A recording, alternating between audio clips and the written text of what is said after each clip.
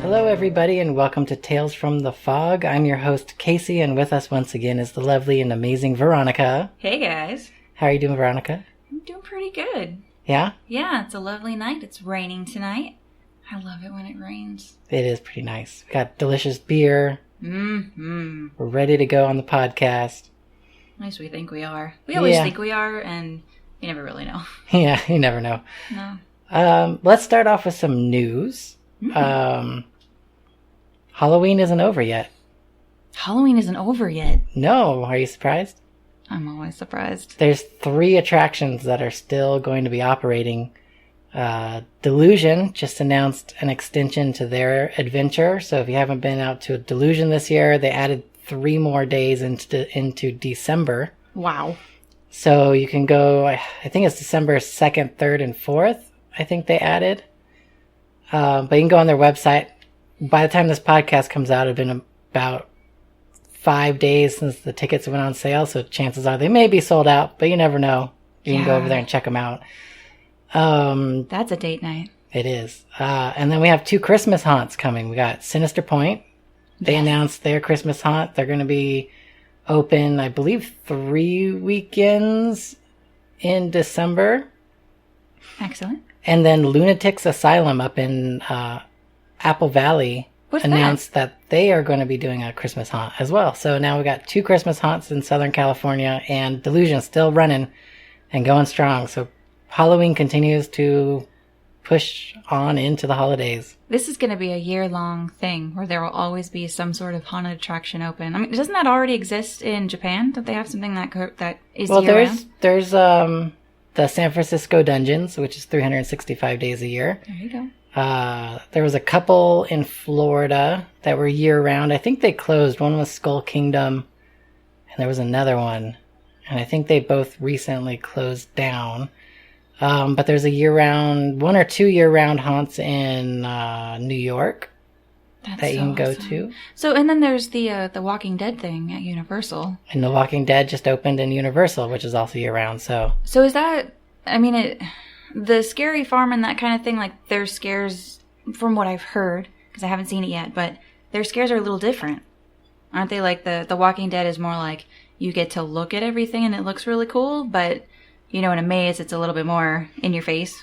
From what I heard, during the normal operating season, the scenes are very much like they just take them out of the show. Mm-hmm. So you'll just go through different scenes and you'll see some of the walkers, but they're not really there to pop out, scare you. They're more like ambiance to fill in the scene. So you're just kind of like a fly flying through their world. Yeah. Okay. But so then does that count then? During Halloween Horror Nights, they add more scare actors, which are more pop out, startle scare type stuff. Alrighty. I think it still counts. I mean, Haunted Mansion's haunted attraction. It's year round. Is it really? Sure. Okay.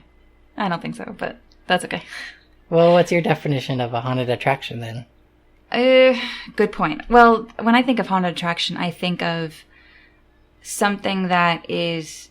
But see, I'm having a hard time separating the two because with Haunted Mansion, I think of it more as a ride instead of a haunted attraction. Mm-hmm. Because it's Disney glazed. I don't know, except for that awesome thing that we saw last time. Like, that seems haunted attraction.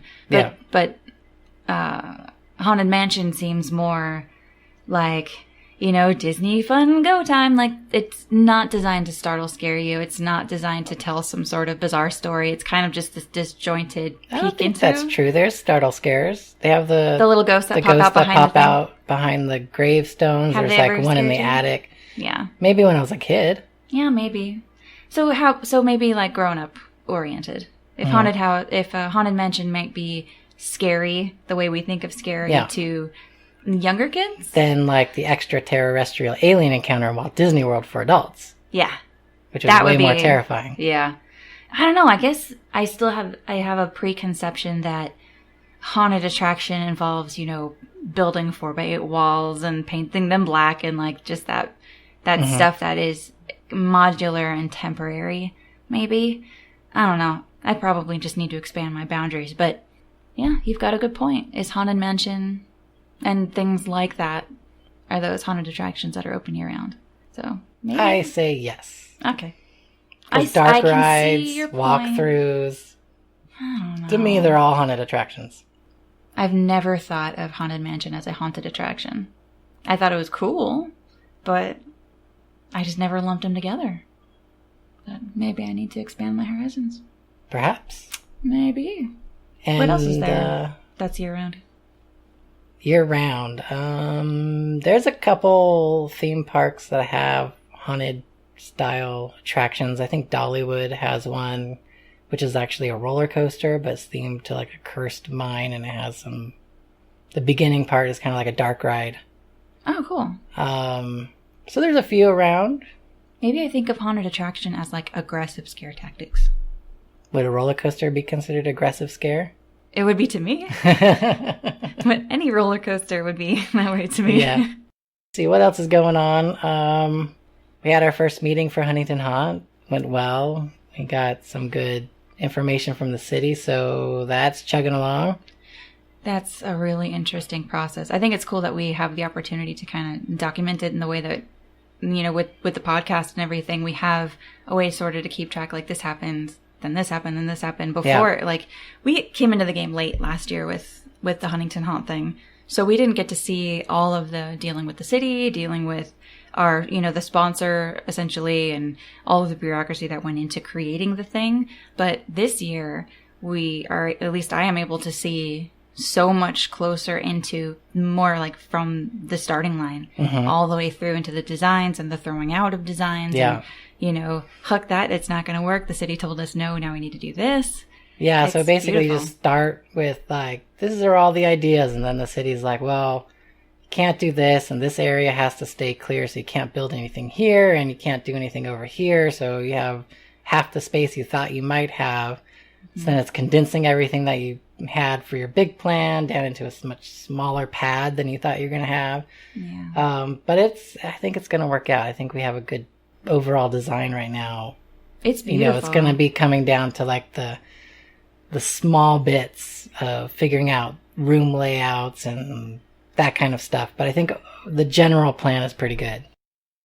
I think that you may have been, you know, given kind of an advantage, because when you have that much space, that's all that space that you do need to fill. And filling space is expensive and takes the time.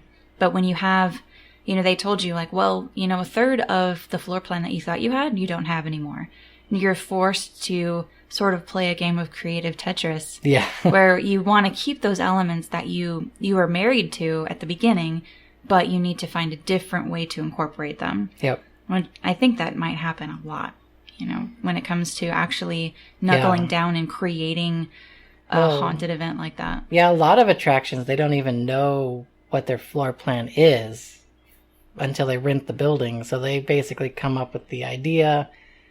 Maybe they'll build some of the stuff, but overall it's like until you actually get into the building, which can sometimes be 3 or 4 weeks before you open, you don't know exactly how it's all going to come together. That's got to be something. Coming up with an entire story, floor plan, build out, props, everything. Get it permitted. Permits. Yeah. That can take some time. Yep. And money. That's an expensive endeavor.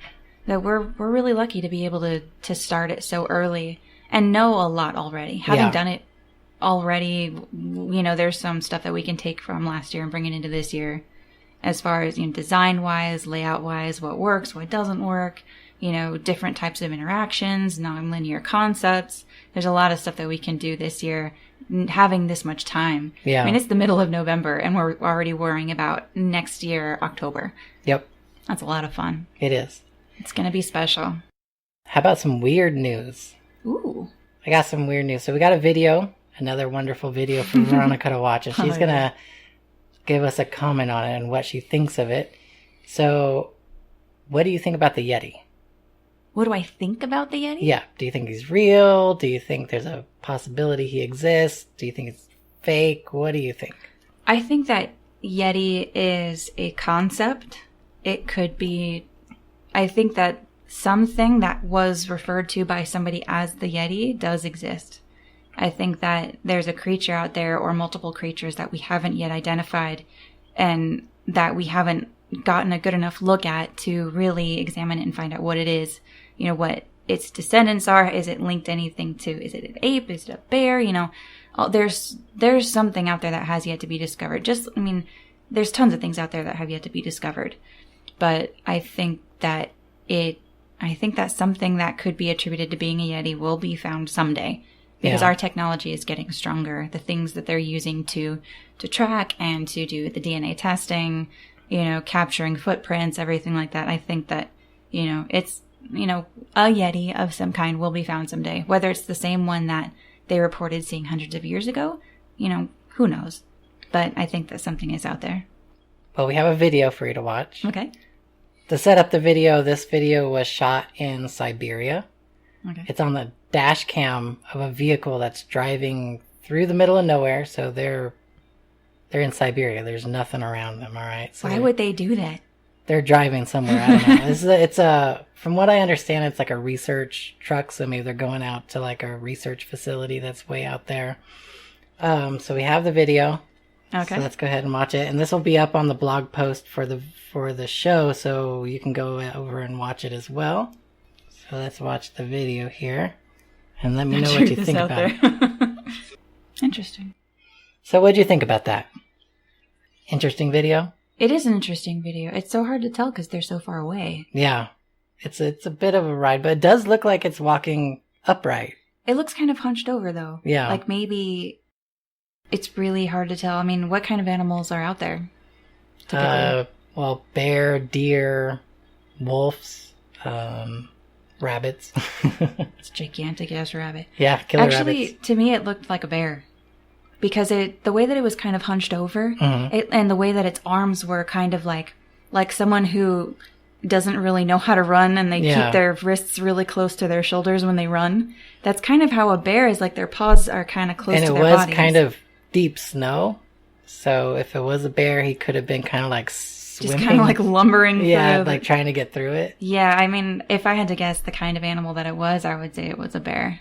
So no Yeti for you? I don't think that was a Yeti. All right, people, keep looking. We haven't found the Yeti yet. No, he's out there. She's out there. I believe that there's something out there. I mean, but it could be that there's, I mean, it could be a bear. It could be, you know, who knows what that was. But it was pretty cool. If I saw that going across my car, I would have sworn up and down that it was a Yeti. Yeah. I would have gotten caught up in Yetiism for sure.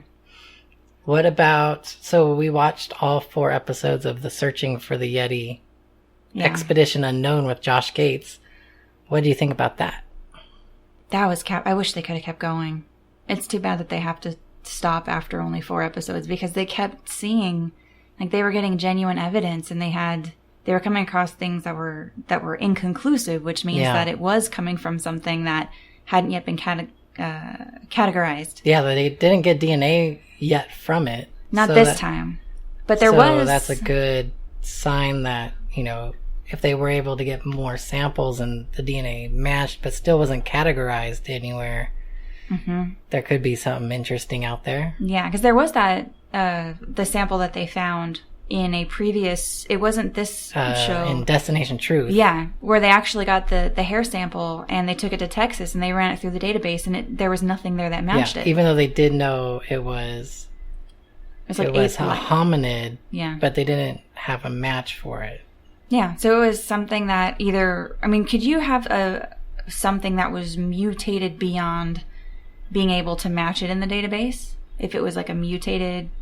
Well, that would just mean it's an evolutionary offspring. So it's, you know, just like at some point we were close enough to monkeys that we were able to interbreed. But then eventually those 2 branches spread off and our chromosomes don't line up anymore and we can't interbreed. So it could be that somewhere millions of years after that happened, we were still close enough to something else. We were able to interbreed with that. And then it split off, and now it's closer to humans than, say, an orangutan or an ape, but still, you know, something else. But still technically not a match. Yeah. So that would substantiate the human-like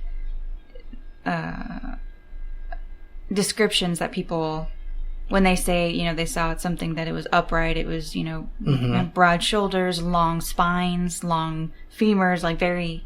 human-like. Yeah, just like longer arms. Mm-hmm. So it's a little more ape-ish, but upright. human-like. Yeah, like their skeletons support an upright being as opposed to something that's using its arms and its legs for balance. Mm-hmm.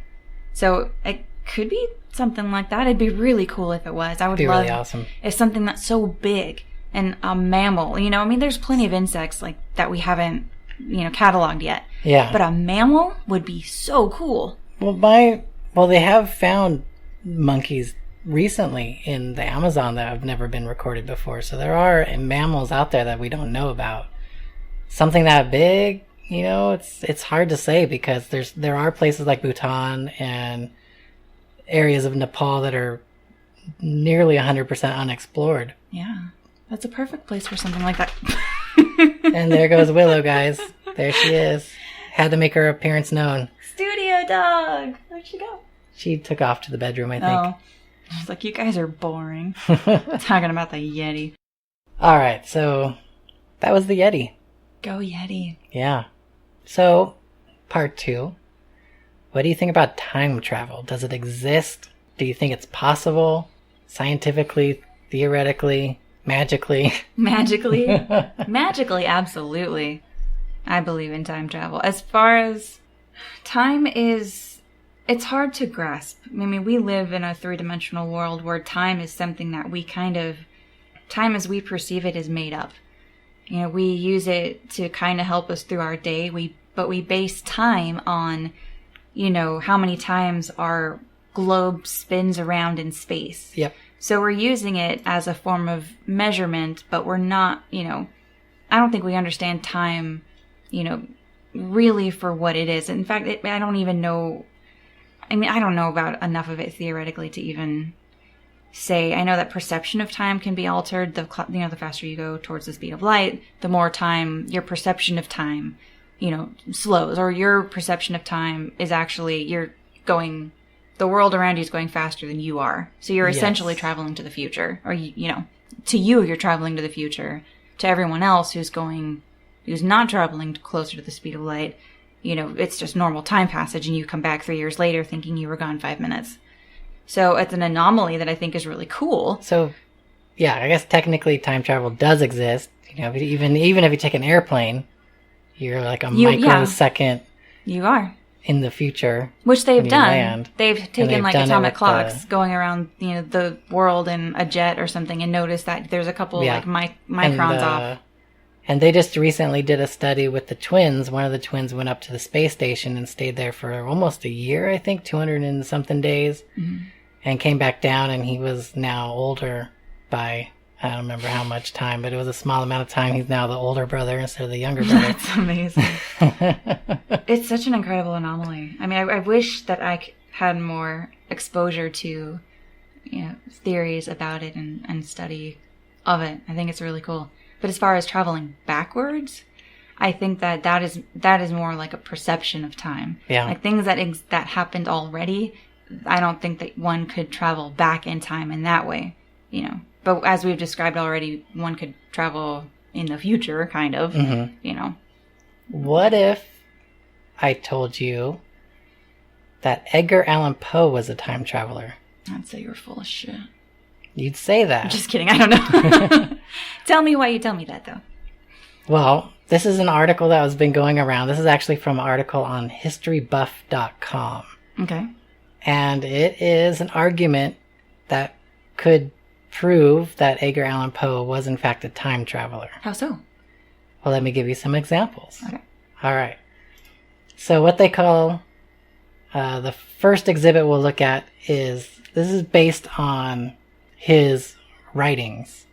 So his novels, short stories, that sort of thing. The first thing that I'm going to point out is a short story called The Businessman. Mm-hmm. Now, in the story, well, let's start with this. We'll just read the article because it's pretty interesting. Go for it.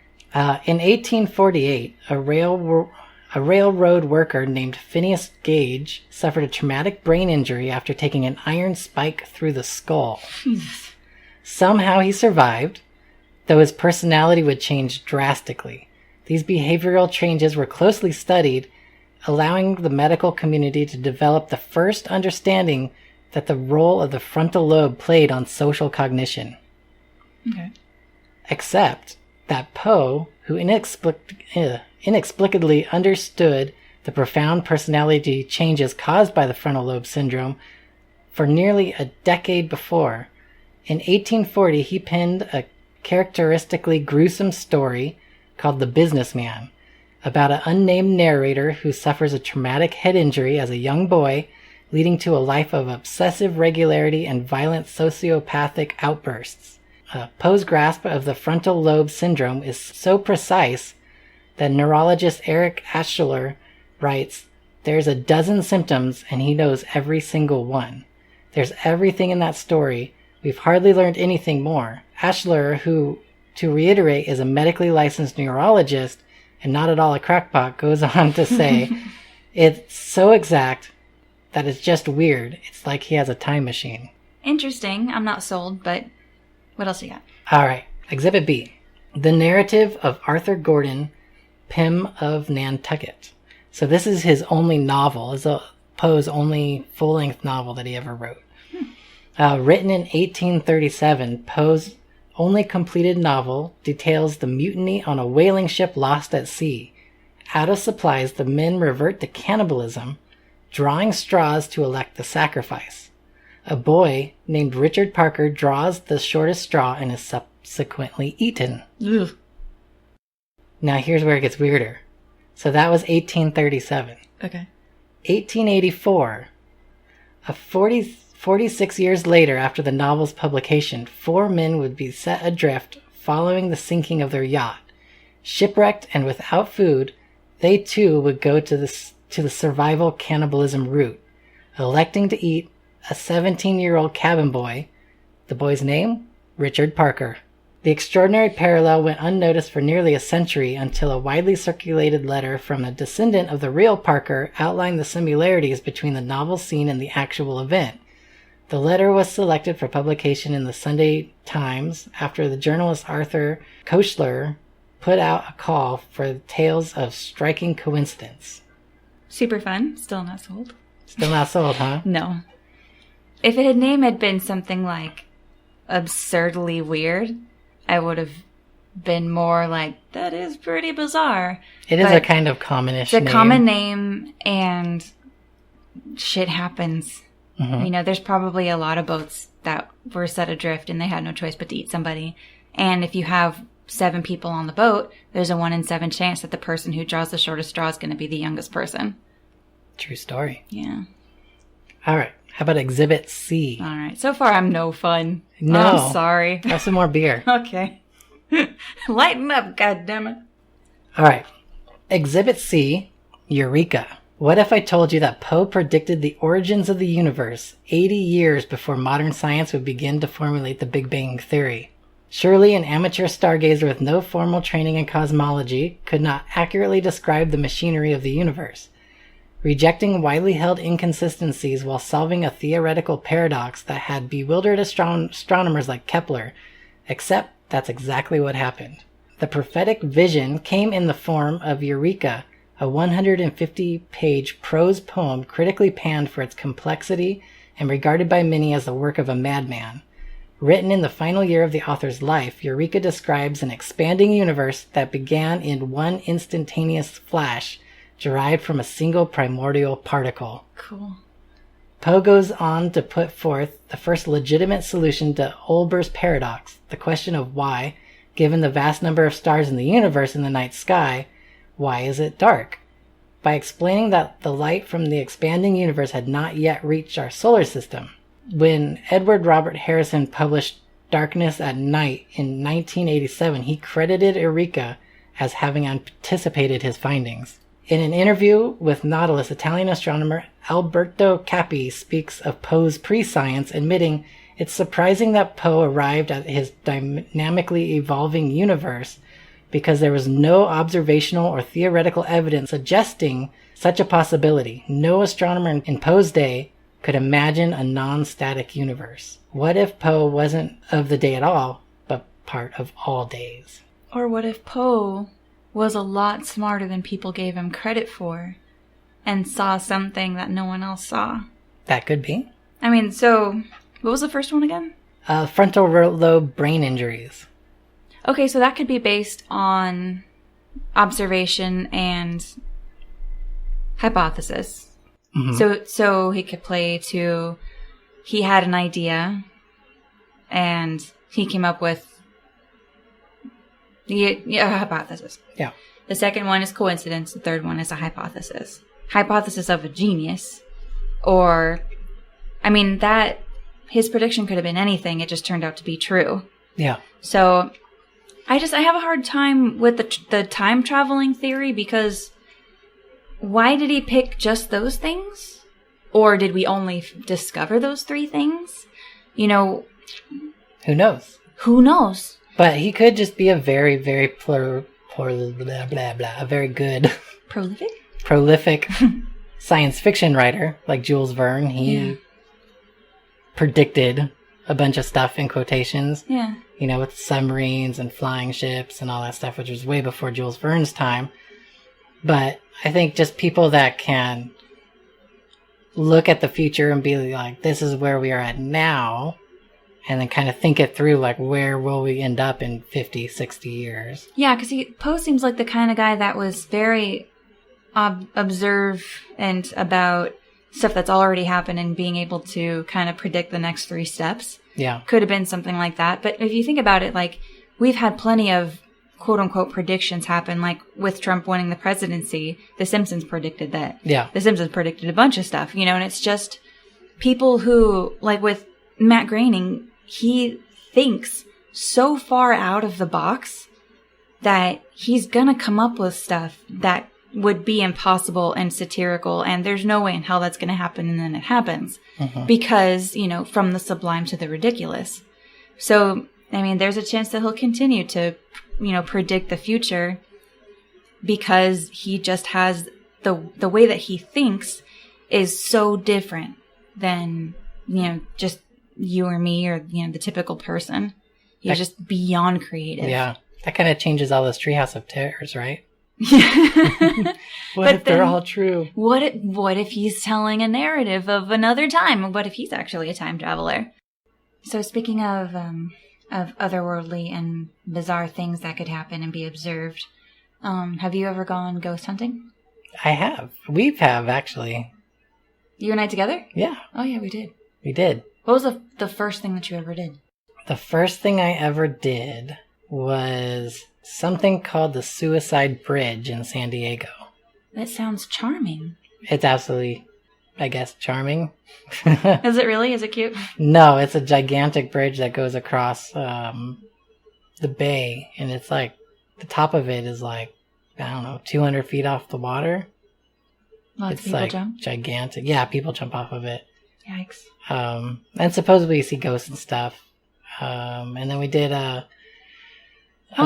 before you go on, tell me more about that. So what did you do? Did you have any equipment with you? What time of day did you go? No, that one, it's not kind of like the place where you do equipment stuff, because if you get out of your car, they're going to assume you're trying to commit suicide and cops will be all over. They have like cameras and stuff like up there. Has anyone ever seen footage of ghosts or anything? I believe there is footage of ghosts, because what's supposed to happen is you're supposed to drive. I can't remember. There's a certain time of year. It's like the Pink Lady, which we'll talk about. It's like a specific day of the year, and you go, you know, in the middle of the night, so like 11, midnight, that time, and you drive the bridge, and you're supposed to see a lady looking over the edge and crying. Mm-hmm. But when you pull over, if you pull over to try to help her and you start walking towards her, she'll like either jump or disappear. I've heard both. Whoa. But then, like, I guess people have reported somebody jumping and they never find anything, and they don't see anything in the cameras other than the other people. You know, like if you were running up, they'd see you running up in the cameras, but they wouldn't see the person you're running towards. Whoa, so it'd be like a hallucination. Yeah, so basically what you do is we would just, like, on that day, I think we did it twice to see if we would see anything, and just drive the bridge a few times at night. And that's pretty much it. We didn't see anything, but who knows? How old were you when you went? I was probably like 17. Cool. And then we did Coronado Beach. What's that? Like right near Hotel del Coronado, the area in front of it. There's supposed to be a few haunted rooms inside the hotel. But one of the ghosts committed suicide by jumping off the building and landing like on near the beach, I guess. You can find her wandering the beach at night. Oh. So did you go out there just waiting and watching and trying to see some sort of phenomenon? Yeah, pretty much. Just walking around. You know, when you're younger, you don't have money for all the equipment. So you just kind of like, let's just go see what happens. Cool. Did you get any sort of weird, like the telltale vibes or cold spots? Well, anything? It's San Diego at night, so it's always cold. It's freezing. Freezing and damp. But no, we didn't, nothing, I mean, it's hard in an outdoor environment. There's a few that have a very creepy vibe, but a beach in San Diego isn't really one of them. Yeah. Trying to think of what else. Down in the San Diego area, we did the Whaley House, and that was actually a pretty good. I didn't have the equipment, but I paid to go with a group of ghost hunters. Really? And they had a all-night event, basically, and I think like 10 people showed up, and they would actually send you in by yourself with a recorder, and it was you and then like a person from the ghost hunting team, and the ghost hunting team guys would have a video camera, and you would go in with a voice recorder, and you would do like, you could go anywhere you wanted in the house. Some of the rooms are even open that are normally closed off, like you can't go in them, but like the little girl's room, we could actually go inside. The kitchen, we actually got to go inside. You could wander around the courtroom, all that kind of stuff, and you just got a pretty much full reign. I think there were still a couple areas they didn't want you to go in. But the Whaley House is creepy. So what's the premise of the Whaley House? Like what circumstances was it that caused it to be haunted?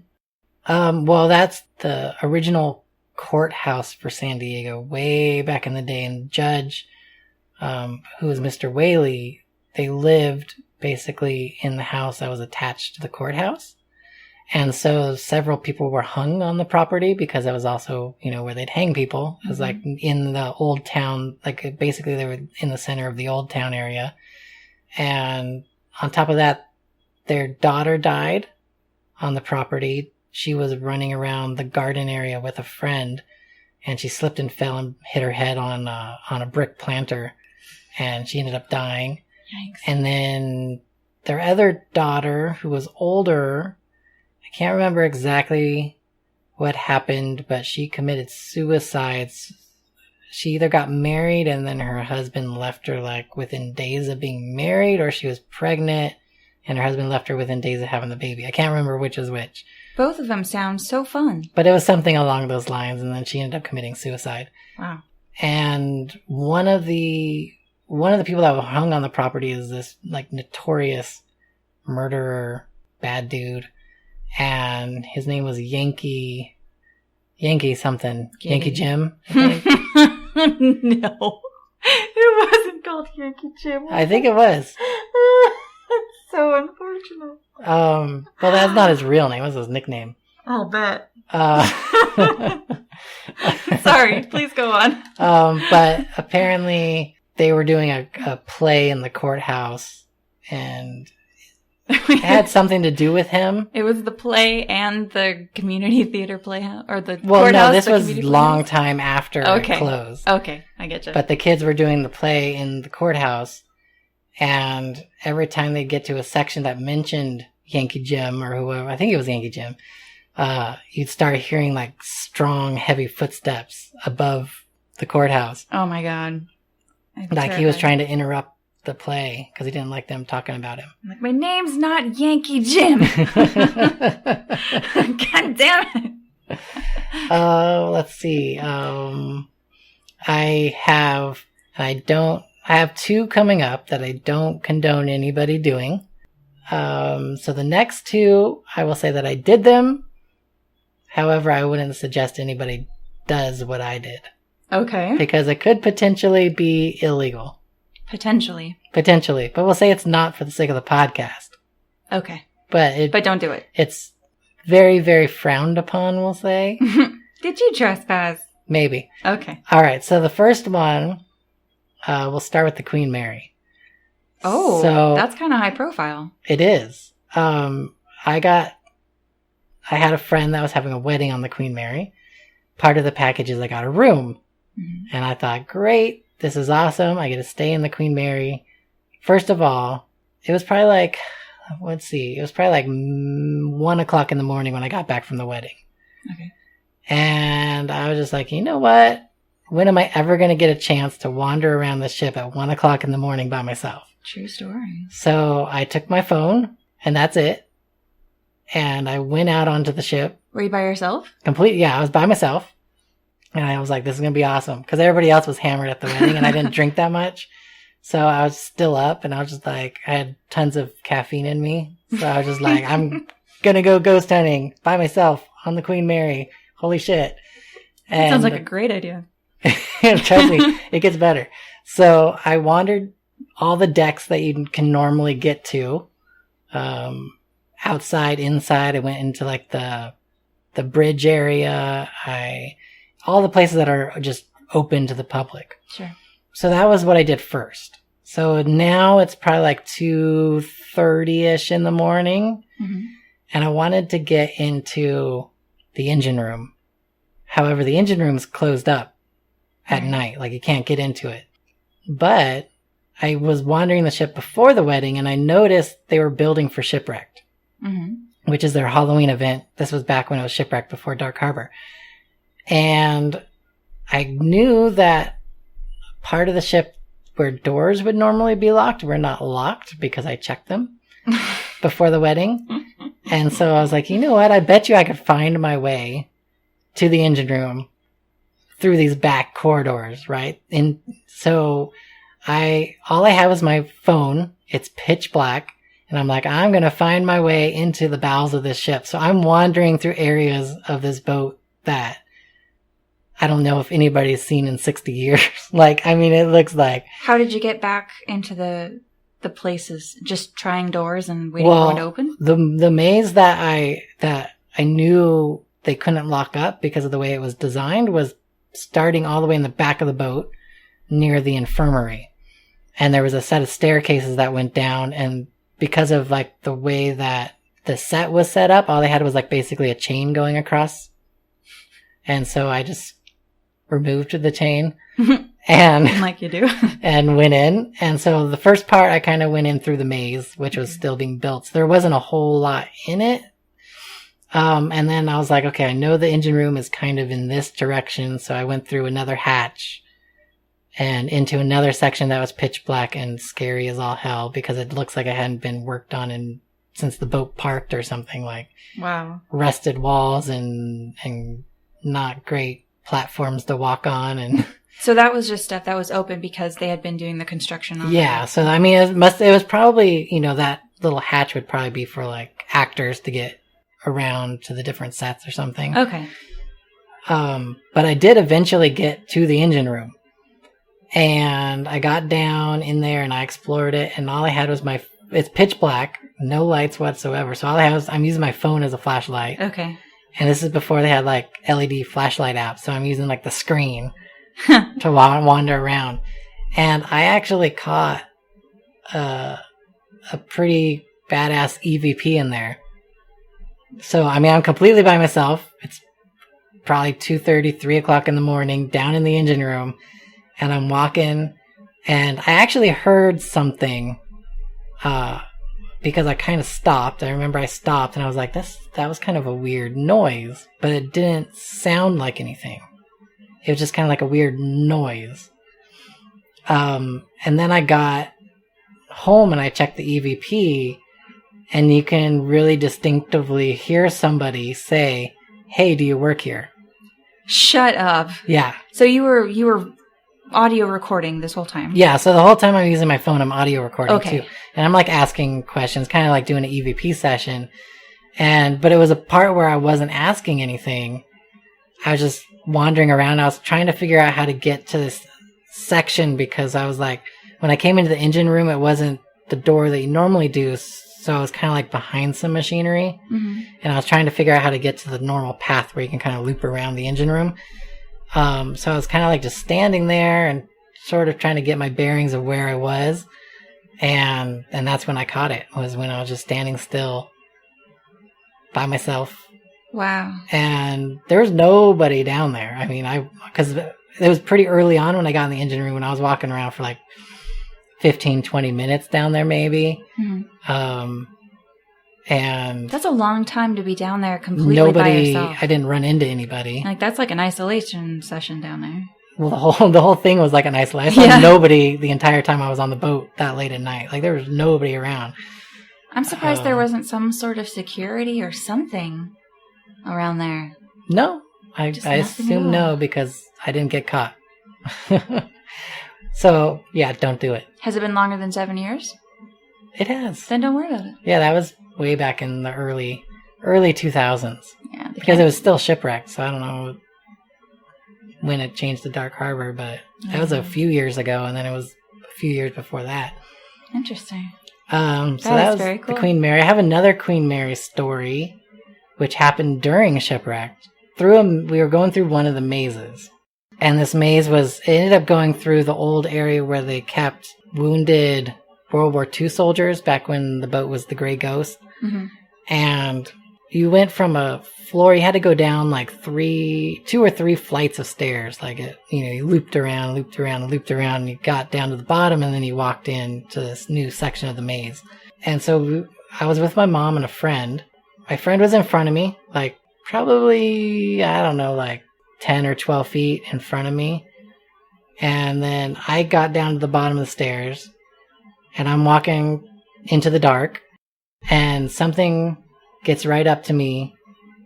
Like, I could feel something next to my head, and I'm thinking it's a monster, right? Uh-huh. And they were just like, James is gonna get it. What? And then I was like, holy shit, and I turned around, and then there wasn't a monster there, so I was like, oh, maybe it was my mom. So I turned around, and she's still coming down the stairs. So I'm completely by myself, and something just like whispered into my ear, like close enough to where I could feel the breath, my friend's name, and saying that he's gonna get it. And it was like, so then I'm like, holy shit. And then like I turn and look at my friend, and he just gets laid out. Like, he gets scared so bad, he just like flat on the floor, scared. And he's not the kind of person that gets scared like that. So it was just like the trippiest thing, and there was nobody around me. Like, I was looking around everywhere. I don't know where that came from. Oh my God. And I don't know how they would know, his name. And we were so separated. It's not like if it was a monster, we weren't really talking because we were so far apart from going down the stairs. He couldn't have heard you. That they wouldn't have heard it anyway. So yeah, that was a really trippy event. Great. Oh my gosh. Yeah. The Queen Mary is awesome for that kind of stuff. We should get a room one night and do a ghost hunting event. I've always wanted to stay on the Queen Mary, and I've had a couple of opportunities, but it never seemed to solidify into getting a room there. I forgot to tell you the other thing that happened when I stayed on the Queen Mary. God, okay. So I had the room. I get back to the room. By the time I was done ghost hunting, it was probably like 4 a.m, I think. Because I was just like, I'm never going to have a chance to do this. I'm going to do it. Yeah. I take a shower. I hop in bed. I'm like about to fall asleep. And the shower turns on. What? So then I'm like, okay, that's weird. Maybe I didn't turn it off all the way. It's different plumbing. Maybe like there's still pressure in the line and like sure, whatever. It's old. So I turn that off. I like crank it down nice and tight. And then like I go lay back down. And I'm laying there, and then I hear water running again. I'm like, the shower. And I stand up, but this time it wasn't the shower, it was the sink. And now the sink was on, and I was like, what the heck is going on? And so I shut the sink off, and then by that time I was so tired I passed out. So if anything else happened, I don't know. But yeah. How could you even sleep after both of those things happened? And then what happened to you in the engine room? I was tired. I guess. My goodness. Yeah. I would never have been able to sleep after that. It was super fun, though. That's incredible. It was probably one of the most fun trips, and I was by myself, which was crazy. But I just had so much fun. Experience. Yeah, it's just like one of those things you experience. It's just cool. That is really cool. So at the risk of not being able to sleep tonight, I understand that you do have one more interesting ghost hunting experience. Well, one more for this episode, we'll say. Oh my gosh. There are more? Yeah, of course. Good grief. Okay. Lay it on us. All right, so Rancho Los Amigos Hospital. Have you heard of this? I've only heard bits and pieces from some mutual friends describing an absolutely unsettling evening. So I went ghost hunting in Rancho Los Amigos. It's a hospital in Downey, California. We snuck in. Of course. Of course. So this is closed. It is a closed hospital. There's a couple wings. There's a psychiatric ward. And there is a area that used to be, it was a quarantine when there was a large smallpox outbreak. And so if you had smallpox, you were sent to that hospital and basically quarantined in this area, probably never to be seen again. So were you just sent there to die? Yeah, a lot of people with smallpox, they were either had major physical injuries, in which case, like, they couldn't walk anymore or things like that, and they were basically just handed over to the psychiatric ward because families didn't want to deal with it back then. So they just committed them? Pretty much, yeah. Wow. That happened a lot with polio, too, back in the day. Like, you know, if you were considered a burden on the family, you know, it was hard enough to survive back in the day, let alone having kids with physical and mental health needs that you can't or don't know how to take care of, or you don't even know what it is, because back then we didn't have medicine like we do now. Yeah. So yeah, they just sign them over to a hospital or a home for people like that. So was Rancho Los Amigos one of those hospitals that was just a catch-all for, if you don't know how to deal with it, give them to us and we'll take care of them until they die? Originally, yeah. So there's, like I said, there's like an older part, which is definitely the creepier, scarier part. And then they added on to it later on when it switched to being more of a traditional hospital like we know now, which I think happened in maybe like the 50s and 60s. What was the time frame for the original wings? The original wings were probably turn of the century, early 1900s. Okay. And then they actually rebuilt the entire hospital across the street.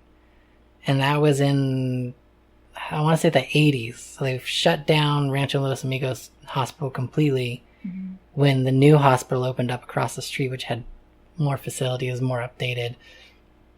And the hospital still sits there. That's happened a couple of times in LA County where there's been a really old, really big, popular hospital that they ended up rebuilding. Yeah, because, I mean, I guess for whatever reason they decided the infrastructure wasn't good enough. It's easier to start from scratch than just to try to remodel it. Yeah, just for efficiency or layout or whatever the reason. But yeah, this place is very creepy. I'm going to say I don't suggest people sneak into here because it is a gang area. It's not the best area. It's Downey. From what we know, a lot of drug deals go on there. There's a lot of other things that go on there that you may not want to stumble across, we'll say, if you happen to stumble across that sort of thing. Sure. But we did it. So it was myself and I think like 3 other people. Okay.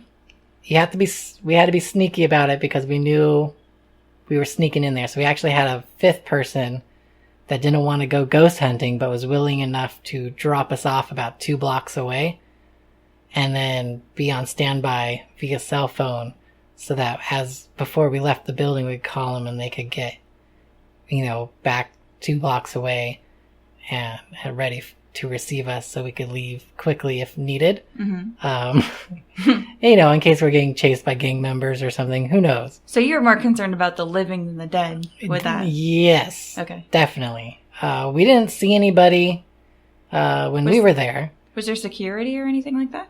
Well, we'll get to that. Okay. So, sorry. We snuck in through a side door. I guess some of the doors are unlocked, and we just opened the door and went in. Wow. Yeah, it wasn't locked up. Whether it's still that way, I have no idea. But we ended up first in the newer part of the building, which was interesting. It was just like a lot of therapeutic stuff. There was like an empty therapy pool, which was kind of creepy. The other weird thing is like the entire hospital was like they just stood up one day and walked across the street and started working in the new hospital. Everything was just there. Like, the people just disappeared. So he could open up the filing cabinets and there was still medical records. You could look at medical records from like going back, as far back as the hospital was open. Why didn't they take the records into the new facility? I have no idea. So then we moved from there, we were just kind of wandering around, seeing what was around, but it definitely gets creepier when you get into the older part of the building. Mm-hmm. We went into the psych ward first, and they had these crazy. Crazy. They had these like rooms where they would interview the patients, right? But it was like it was like the size of a phone booth, and the patient could be in there, and there was actually spots for them to be chained to. There's like a small like desk in front of where the chair would be, and then there was just a mirror. And there were spots where they could be chained to the wall, basically. And then if you go around the other side, it's another small room, about the same size, I guess, where the doctor could sit. But it's a two-way mirror, so you could see into the other room. Mm-hmm. And I guess that's how they interviewed the patients. I don't know. It was really weird, but there was like a kind of like a bank of those. Oh, Jesus. So I'm not really sure. Maybe it was for visiting. Like, you want to visit your relative, and maybe that's how it was like jail. It was kind of the idea of like when you see like jail in movies and you visit somebody, you have like the glass partition and then they're like behind it. It was kind of felt like that same scenario. So who was the one that wasn't able to see into the other side? Was it the patient or the visitor, or whoever else? It's hard to tell because maybe depending on the lighting, it wasn't mirrored. Yeah. But because it was pitch black in there and there's no lights on and we had lights, maybe it just appeared to be a mirror. Mm-hmm. And maybe normally could see through both sides, but just the way like when we saw it felt like if you were on the side that didn't have the straps, which I assume would be the doctor's side, you could see into the other room. Mm-hmm. But when you went into the room with the straps, you couldn't. It just appeared to be a mirror. Okay. Which would be really weird. Like if you already had mental health issues and then you just heard voices coming from a glass mirror and you're talking to yourself in a mirror, like that's already weird. So yeah, it doesn't make sense to me. That seems to be feeding the fire. Yeah, that's kind of weird. And then we went into what I probably was kind of like the smallpox quarantine area, which was the worst area. Like it had a very heavy feeling to it. Mm-hmm. And in that room, we found more filing cabinets with these little cards. So they were like about maybe like an 8 by 11 card. Mm-hmm. And they were all death records. And so you could flip through them and you'd see like so-and-so, like age 12, died on this date, was admitted this date, died on this date. Oh, God. And then like kind of like a little caption of how they died. Mm-hmm. And that's all they were. And it was just like a bank of them. Oh my God. Why hasn't anybody taken those things out? I don't know. But it's definitely creepy to sit there in the pitch black and like read those in a flashlight. And with children. Yeah, with children. And then another area that was super creepy and we actually saw something was, we went out into this like courtyard area. So off of the little smallpox quarantine area, there was like a, kind of like an outdoor courtyard, and we were all kind of just like walking through the courtyard, and at least I think someone else saw it too. There was like a shadow that went across one of the roofs. So it was just like a shadow person, but he just like walked, just kind of darted from one end of the roof to the other and disappeared. And, I don't know who would be on the roof, in the middle of the night in Downey on a hospital. So that was really weird. To you? No, they didn't say anything. You just saw him move from one side to the other and just kind of like disappear over the roof line, and that was it. Wow. And then that's pretty much when we decided to leave. Now, this is where it gets interesting. We didn't know that we were actually spotted going into the building. By who? By a police officer. Okay. Who decided kindly, I guess, to wait around and for us to come out. Okay. So you got caught. Yeah. Okay. We got caught. We were like on our way out. We were like, that was awesome. We had so much fun. We're walking. You can see the sidewalk to where we need to walk back to the McDonald's parking lot where we're going to meet our friend to pick us up. Mm-hmm.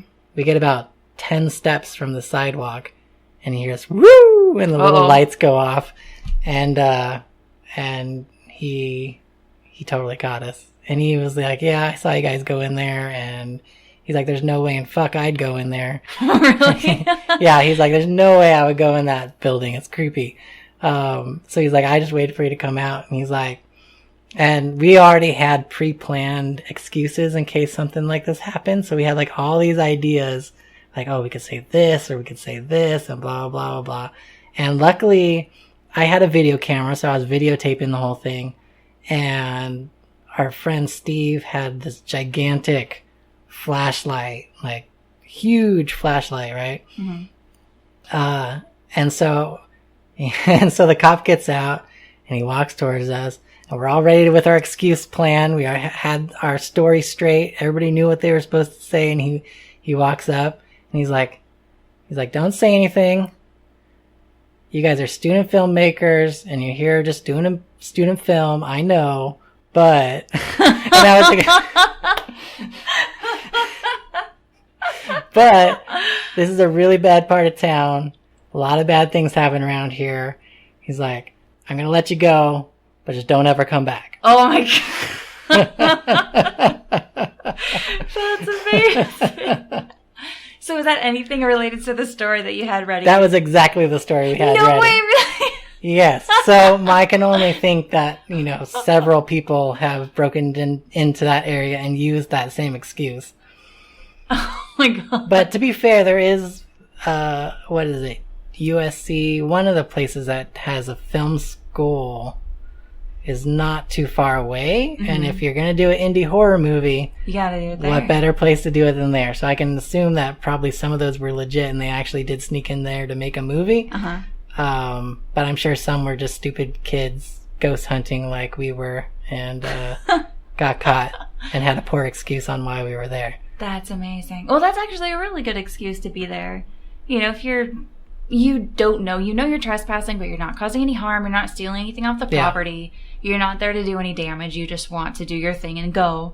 That's one of the more humble reasons to go into some place like that. So that's, it would be a good reason. Yeah, I guess so.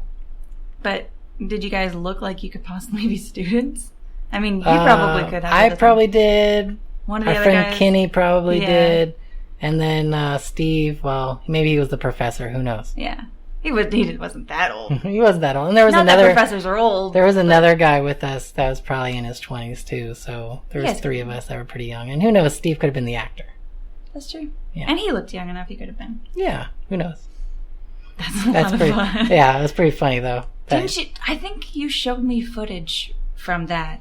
Yeah, there is footage somewhere hidden on one of my hard drives. Yeah, and it was so jarring and scary for me. I mean, I'm so susceptible to that kind of stuff where I don't believe it happens to me. Like, I don't feel like I'm lucky enough to actually witness anything, but I will definitely succumb to the fear of watching it happen to somebody else. Yeah. Or the story of it happening to somebody else.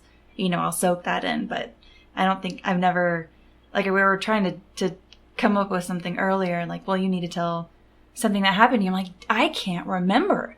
I mean, there's probably something that's happened to me, but I'm really good at repressing memories. I've had a lot of practice. So I couldn't come up with anything that actually, where I could say, like, that was a thing that I saw, that I can't say I fabricated myself. Like when we went to Owl Canyon. Yeah. I would love to say that I saw figures running across the canyon, because I think I did see figures running across the canyon. But I know what your eyes do, what your rods and cones do in dark light. Mm-hmm. And I know that it can look like light and dark chunks as you move your eyes across something. Yeah. So I know that there's something that, because your brain really wants to make sense of something that it sees. Like, you really want to see a face because it's something that's familiar. You really want to see something that's shaped like a body because it's familiar. So I know that the things that I saw weren't ghosts. They weren't spirits coming to say hi, but I would love to have something like that happen to where I don't have that feeling of that was just my brain doing what brains do so that you don't go crazy in the world around you and turning it into something that's relatable. Yeah. So, I mean, I had no stories that I could bring up. I mean, I'm sure something's happened, but I just can't. I need to get you ghost hunting. I'd love to go ghost hunting. Let's I do want it. something to happen. We're going to go ghost hunting. Because I am such a heavy skeptic, but I love the fact that it could be. It's like, I'm like the skeptic that wants to be proven wrong. Yeah. I really want something cool like that to happen because I want so badly to believe that there is some sort of existence past our own. Yeah. Even though experience-based, I got nothing. Let's see. Maybe someday. Future episodes, we can talk about Knott's Berry Farm. Awesome. Talk about Ghost at Disneyland. Oh, yes. We Gosh, can that's talk going to have to be its about, own episode. What else have I done?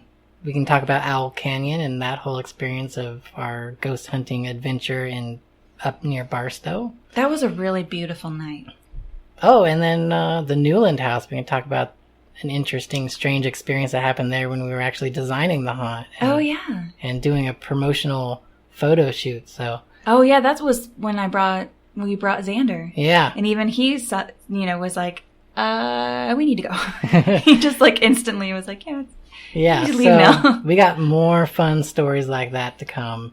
But unfortunately, I think we are out of time for this episode. I think that we've definitely had a good time.